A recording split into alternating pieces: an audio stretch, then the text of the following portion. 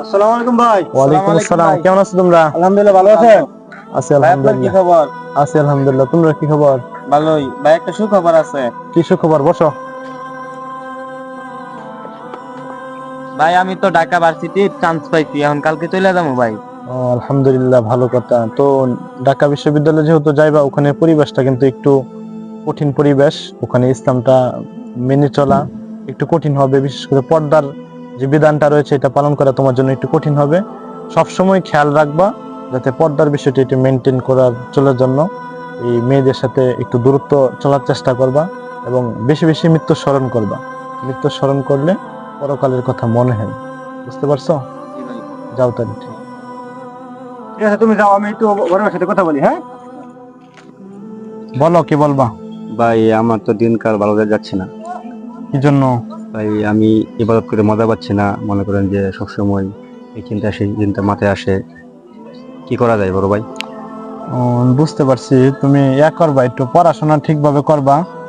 আর আরেকটা বিষয় যেটা খেয়াল রাখবা সেটা হলো যে মৃত্যুর চিন্তা সবসময় করবে। মৃত্যুর চিন্তা করলে পরকালের চিন্তা আসে, এর ফলে দেখবা তোমার ভিতরে শৃঙ্খলা চলে আসবে। বুঝতে পারছো? জি ভাই। আর এই 5 ওয়াক্ত নামাজ ঠিক মতন পড়ো, একটু যথাসময় আসার চেষ্টা করো, বিশেষ করে জামাতের সাথে নামাজটা পড়বা। আর মৃত্যুর চিন্তা করো বেশি বেশি, তাইলে দেখবা সবকিছু ঠিক হয়ে যাবে। ঠিক আছে ভাই, চেষ্টা করবো ইনশাল্লাহ আপনার কথাগুলো মানার জন্য ভাই। আচ্ছা, ঠিক আছে। ঠিক আছে ভাই, আসি তাহলে। আচ্ছা।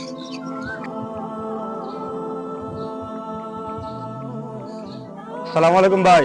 ওয়ালাইকুম আসসালাম। কি খবর? এই তো ভাই। ভাই আমার কি পরামর্শ দিলেন? আমার তো ভাই মৃত্যু চিন্তা আসতেছে না ভাই। কিভাবে মৃত্যুর চিন্তা করো তুমি?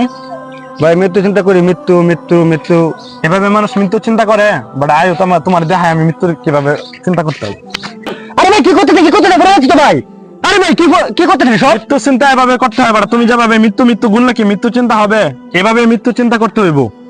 আরে ভাই সরেন ভাই, আপনার মৃত্যু চিন্তা নিয়ে আসেন। তুমি যেন মৃত্যু মৃত্যু গুনা, এভাবে কি মানুষ? আপনি তো আমাকে বেড়ে ফেলতে দিচ্ছেন। মায়েরা, এই যে আমি তোমার এটা বোঝানোর জন্য তোমার সাথে এরকম করছি। এই যে প্রত্যেকটা সময় এরকম ভাবে চিন্তা করতে হইব।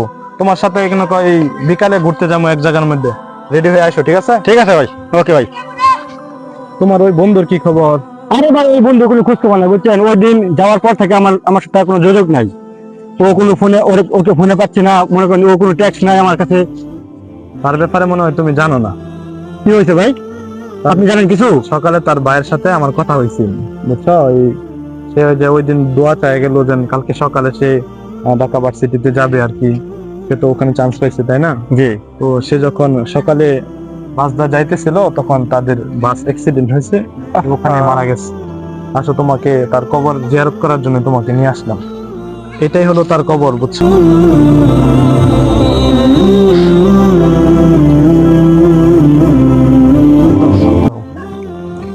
এভাবে আমাদেরকে একদিন চলে যেতে হয়, বুঝতে পারছো? আসো, তার জন্য আমরা দোয়া করি।